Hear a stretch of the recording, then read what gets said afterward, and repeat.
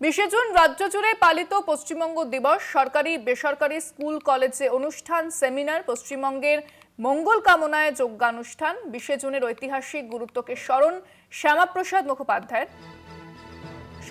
মুখোপাধ্যায়ের অবদানকে স্মরণ।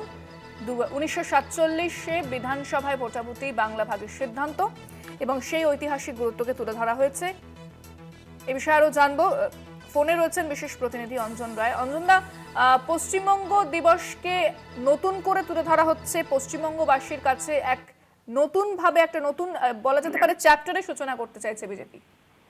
দেখো, বিজেপির জন্মদাতা হচ্ছে শ্যামাপ্রসাদ মুখার্জি। জনসংঘের জন্ম দিয়েছিলেন, পরবর্তীকালে সেই জনসংঘ আরএসএস এবং তার পরবর্তীকালে সেটা বিজেপিতে রূপান্তরিত হয়েছে।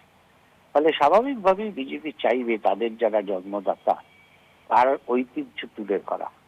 শ্যামাপ্রসাদ মুখার্জিকে নিয়ে এই পশ্চিমবঙ্গ দিবস নিয়ে অনেক বিতর্কিত বিষয় আছে।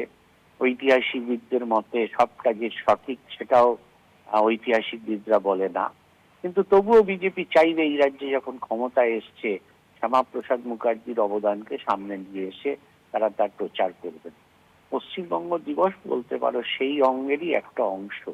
তারা পশ্চিমবঙ্গ দিবস নাম করে শ্যামাপ্রসাদ মুখার্জির ভাবনাকে সামনে নিয়ে এসে তারা চাইছে শ্যামাপ্রসাদ মুখার্জি একমাত্র ব্যক্তি যিনি পশ্চিমবঙ্গকে ভাবতে রেখেছিলেন।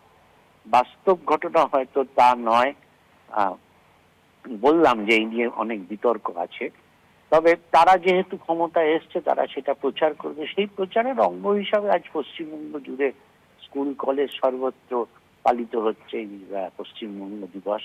এবং অমিত শাহ থেকে শুরু করে সবাই এই পশ্চিমবঙ্গ দিবসে শ্যামাপ্রসাদ মুখার্জির অবদানকে স্মরণ করে শুভেচ্ছা বার্তা পাঠিয়েছে। ধন্যবাদ অঞ্জনদা।